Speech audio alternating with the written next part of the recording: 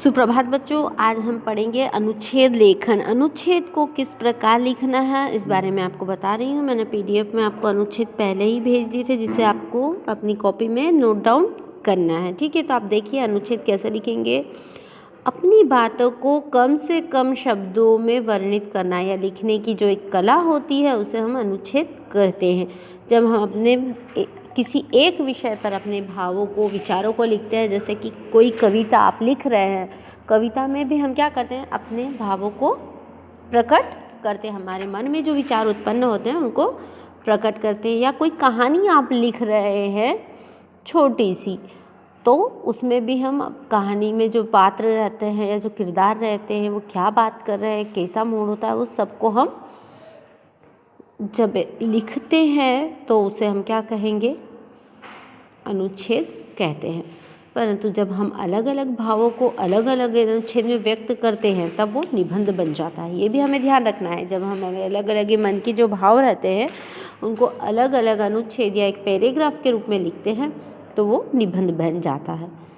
यदि हम कह सकते हैं कि किसी भी विषय के एक ही पहलू पर, यानी एक ही विषय पर हमें लिखना है, उसके एक ही पहलू के बारे में हमें बताना है, तो हम उसे अनुच्छेद कह सकते हैं।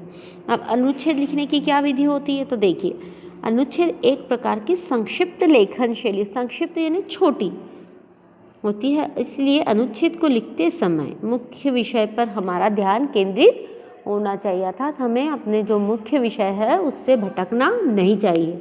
सेकेंड है, अनुच्छेद में उदाहरण या दृष्टांत के लिए कोई स्थान नहीं होता। आप इसमें कोई भी एग्जाम्पल नहीं दे सकते, लेकिन आपको यदि लगता है कि हमें उसकी ज़रूरत है तो उसकी तरफ संकेत ज़रूर कर सकते हैं। जैसे कि हम किसी भी कहानी को या लिखते हैं, कोई भी कहानी आप यदि लिखते हैं तो उसमें क्या होता है, आप ये नहीं कह सकते मम्मी ने उठा है या कुछ कहा है, बस मम्मी ने कहा या ऐसा कुछ भी एक एग्जाम्पल आप देके कर सकते हैं। दूसरा, अनुच्छेद में व्यर्थ की बातें उसके प्रभाव को शिथिल बनाती है। मतलब यदि हम व्यर्थ की बातों से अनुच्छेद में जो मेन मुख्य केंद्र है या जो केवल जिस विषय पर हमको अनुच्छेद लिखना है उससे भटक जाते हैं तो हमारा अनुच्छेद प्रभावशाली नहीं होता है। फिर जब हम अनुच्छेद में जो भी इन वाक्यों का प्रयोग कर रहे हैं उनका आपस में पारस्परिक संबंध होना ज़रूरी है। ठीक, अनुच्छेद में भाषा की शुद्धता तथा भाषा के जो चयन करने का विषय है उस पर भी हमें ध्यान देना चाहिए थे। अनुच्छेद सामान्यतः 80 से 100 शब्दों के अंदर लिखा जाना चाहिए। देखिए, एक अनुच्छेद में आपको बताती हूँ, समय का महत्व। देखिए, हमने इसमें विषय का लिया है, टॉपिक जो लिया वह है समय का महत्व। तो समय क्या रहता है, निरंतर चलता रहता है, वो कभी रुकता नहीं है। लेकिन जो व्यक्ति समय के साथ चलता है वह मेहनत करता है, वो निरंतर प्रगति करेगा। और जो समय का सदुपयोग नहीं करेगा वो व्यक्ति क्या होगा, कभी भी जीवन में सफल नहीं हो पाता है और वो अपना मनचाहा इच्छित फल भी प्राप्त नहीं कर पाता। इसलिए कबीरदास जी ने क्या कहा है, काल करे सो आज कर, आज करे सो अब, पल में परलय हो जाएगा, बहुरी करेगा कब। यानी समय एक मूल्यवान है, बहुत समय का हर एक क्षण बहुत कीमती होता है।